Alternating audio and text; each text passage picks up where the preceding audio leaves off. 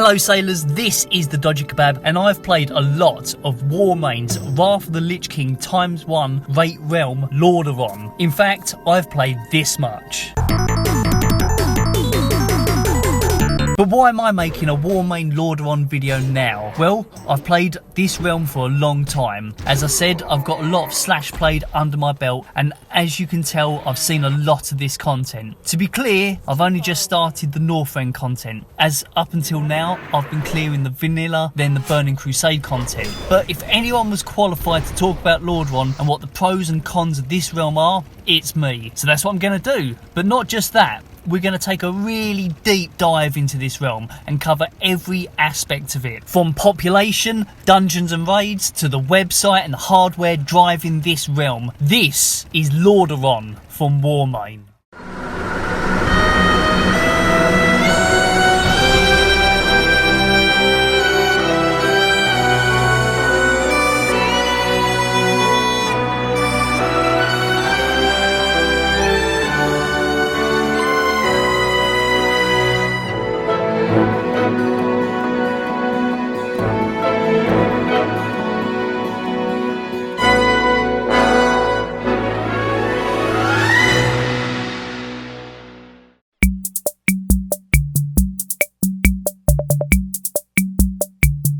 Let's cover the population first, as that's the first thing people think about when they come to Warmane. A quick tour around the main capital cities just shows how jam-packed this place is. Stormwind, glorious Alliance players wall to wall. Scumtown, everywhere you look, disfigured retards. Dalaran, the player distance has been capped because it's so busy. Notice in this shot, you can't actually see the fishing daily trainer. That's because she's just outside the capped distance radius. The distance radius has been introduced since recent world events have caused a huge rise in the amount of players here. This huge amount of players extends across the game. Duels outside capital cities, quest areas are normally populated everywhere you go, and with this amount of people, sometimes totally random events happen, like this dancing bear circle. Although this is mainly an English speaking realm, finding people that foolishly don't speak the language of the Queen is not hard. Russian, Spanish, Swedish, Italian guilds are all represented on Lordaeron. Speaking of guilds, there are plenty of them for many different reasons. There's a ton of PvE guilds, but also PvP guilds for people that like to waste their time pretending that PvP actually matters. You've got your normal social guilds for people that like to not adventure alone. There are also guilds like Vanilla Saltland, which my healing alt is a member of. Vanilla Saltland have level 60 and level 70 raid teams that take part in vanilla and Burning Crusade content. I think these positives vastly outweigh the negatives, but there are still some of them. A realm this size is not as tight-knit as a smaller population realm. Being a dick won't see you banished by other players, as it's all too easy to disappear off into the crowd again. There's such a large amount of good and crap players on Lordaeron that pug groups doing Wrath of the Lich King endgame content tend to have ridiculously high gear score requirements. I used to think that these gear score requirements were stupid, but after some talking, I see that they're in place to be a barrier to block shit players. If you want to avoid pug groups asking you for high gear score, you just join a guild where requirements are far lower.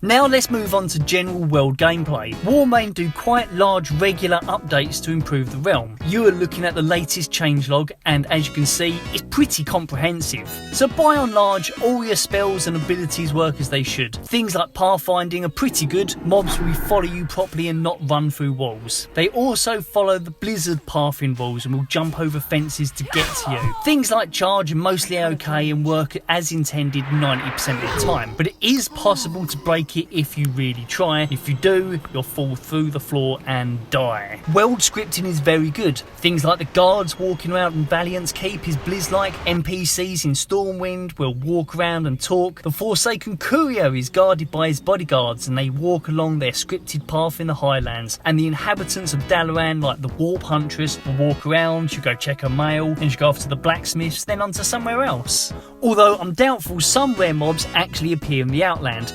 Now I do do have the achievements for killing a few of them. I must have been to the spawn area for Void Hunter Gar almost 100 times and I've never seen him. Either I'm super unlucky or he just simply doesn't spawn. And he's not the only one. Plus, I even got a Northrend rare mob achievement while raiding in Serpent Shrine Cavern, so that's clearly messed up. All your basic stuff like cooking and fishing works fine, even stuff like creating a pool of blood in Northrend and fishing from that. So getting your dailies done is no problem. We'll talk about the loot in a minute, but one last thing I wanted to mention in this part was that player banning messages that you'll see every so often. When a player breaks the rules and is caught, it's broadcast as a server-wide message. What they did and how long their ban will be is posted for everyone to see. It's good to see ninja looters like this being dealt with, but the reporting system could use some work. When you see, to report a player, you need to have screenshots proving your case. So if you start a raid and didn't screenshot the chat box with confirmation that you have a weapon on reserve, you're shit out of luck. If, like me, you raid assist a Black Temple group, say the shielded mine multiple times and then it gets ninja looted, it doesn't matter that you contact the GM with the times that a /raid warning was sent out to prove what I'm saying, plus having multiple other people confirming my story, all making GM tickets without a screenshot of the confirmations. GMs are not interested. This is shit really, because I can't fake the chat logs which are stored on the Warmane server, but I could easily Photoshop a screenshot, or if I really wanted to be a prick, I could recreate the event on my home Wrath of the Lich King server and screenshot that so the images are sent to the staff would look perfect as they'd have no signs of photoshopping on them. I have a feeling this is because Warmane really needs more GMs, and even getting an answer for a ticket takes ages. So I'd really like to see Warmane take on more customer service level GMs as they're lacking in this area.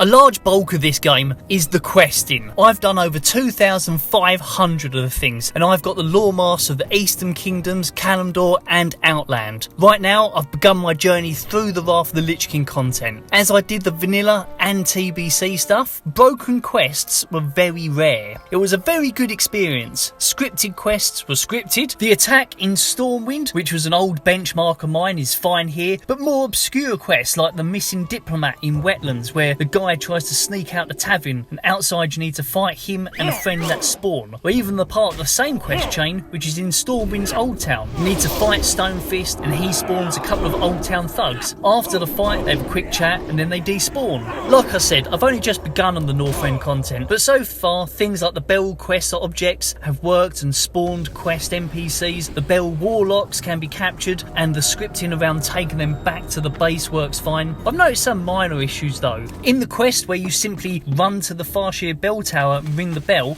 although the quest works, once you go outside after ringing the bell, NPCs are meant to appear with dialogue. Here you can see the quest working in retail, so you can see what I mean. The quest works on Warmane and you can complete it, but this section of scripting is missing.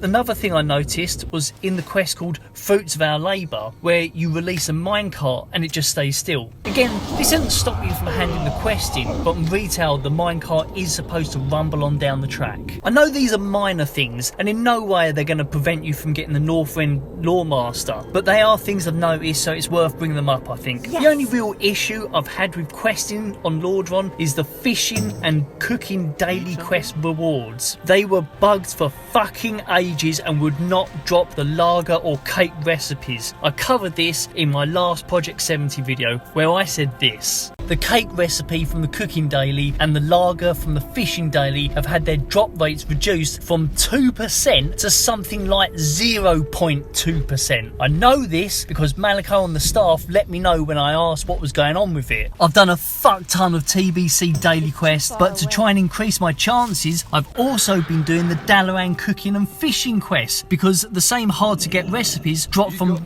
them as well. So check this out. I've done so many daily quests quests in Dalaran that I'm fucking revered by the Kirin Tor, despite doing 0 other quests in Wrath of the Lich King. So to get from default of neutral reputation to revered, you need to earn 21,000 reputation points. At 165 reputation points per daily quest completed, that's a fucking lot of dailies to not earn either fucking recipe. I have 65 Dalaran cooking tokens, and that's after I bought every single recipe from the vendor. Remember, I've done the Burning Crusade daily quest just as much, and I've been knocked by them just as much. It's a bunch of bullshit. Warmane, fix the fucking drop rates. It's not fucking hard. Look, I'll give you a hand. Look here.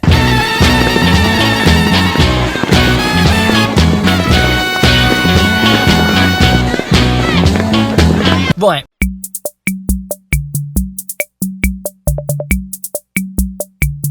Dungeons and Raids is an area in which people should expect Warmane to be strong. The top level staff have always prioritised this area of the game above all else, so it should come as no surprise that Vanilla, Burning Crusade and Wrath of the Lich King Dungeons and Raids are all scripted very well. As I've already said, I've done every piece of Vanilla and Burning Crusade Dungeon and Raid content, and outside of one molten core bug that I had a few years ago that was patched out soon after I found it, I've had no problems in this area of the game. So gameplay wise, this is Warmane's strongest area. They have all the scripted dungeons and raids. Of all the complaints you could make against this server, Dungeons and Raids is not one of them. One of the positive effects of having a large population is that queuing as a tank, I've normally have very short queue times. This is also true when I queue as my healer, and if anything, it's maybe even shorter queues than with my tank. Although I don't have a DPS tune, so I'd imagine the queues are longer there as there are more players fighting for party positions. One of the negatives about the Dungeons and Raids here also comes from its large population, as finding groups is so easy. You'll find a chunk of players that just does not stick around after a raid wipe while in pub groups. Many times I've set up a Black Temple or Sunwell group, explain the tactics for the first boss, watch people fail because they didn't listen and then wipe. Then because they wiped, they decide to go and do something else. Then you're back to spamming global chat for more players.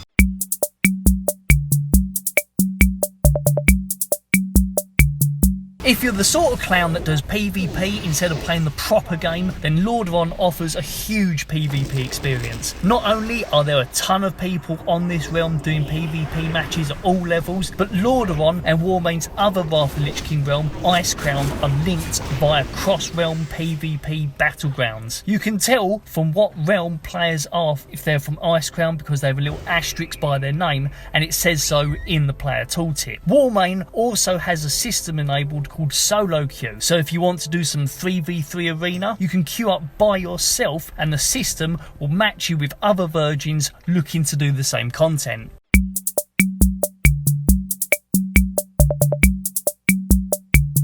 A useful but overlooked feature on Warmane is the website warmane.com. Each day I log in and claim my Warmane web points. You get more daily points for doing different things. These can be donating, having an account in good standing, and having a lot of in-game achievements. On Icecrown you can buy gear with those points, but here on Lordaeron they're mainly used for buying lottery tickets. Each week Warmane have a realm lottery. In this footage you can see here I'm using my Warmane web points to try and win an epic AQ mount. Different weeks have different prizes. You have your standard stuff here like a forum that covers each aspect of the server. You have an armory so you can check out any character on the server and you can see detailed stats on every different guild, like how quickly they beat a raid boss and what setup they used. Now, unlike the Icecrown server, Warmane don't sell weapons and armour for Lordaeron. There is a web store though. Here you can buy mounts, bags, pets and transmog scrolls, but there is another store, and that's the player store. Here you can sell stuff that is not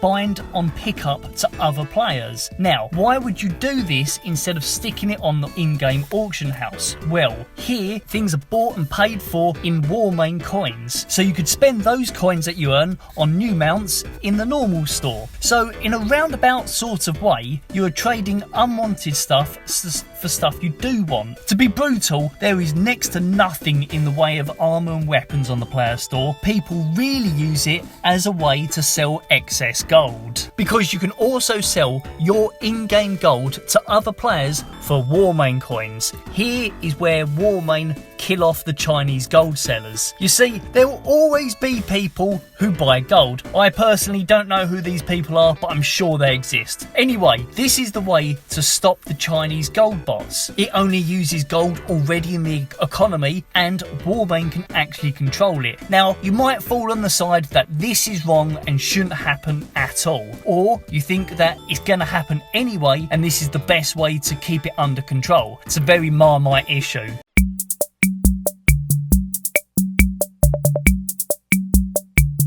And now the very boring / interesting part where I talk about the actual server setup powering all of this. I made a video about the hardware side of things last year, so once again I'm going to paste a section from a previous video because my explanation last time was so good. The user client connects to the Realm server, then from there the Realm server decides where you need to be. Depending on what you're doing in game, the Realm server will direct your packet data to the World server or to the Battleground server, but there's more. The World server is no longer doing all the work keeping your realm going. Things like character creation, in-game chat channels and character lists are handled by the Realm server, so this frees up the burden on the World server. The other thing that powers this realm is the staff behind it. Warmane is home to some very clever people working on this realm. With players spending real money on donation coins, Warmane is set up as a business. They deliver a great private server and get paid. Plus, we all know realms where the staff get paid for their work are always better than the ones where everyone is working for free to try and keep them going. Staff that are not paid normally find shady behind the scenes ways to make money via item generation and gold selling. Here, staff are paid for their work so they don't need to resort to underhanded shits.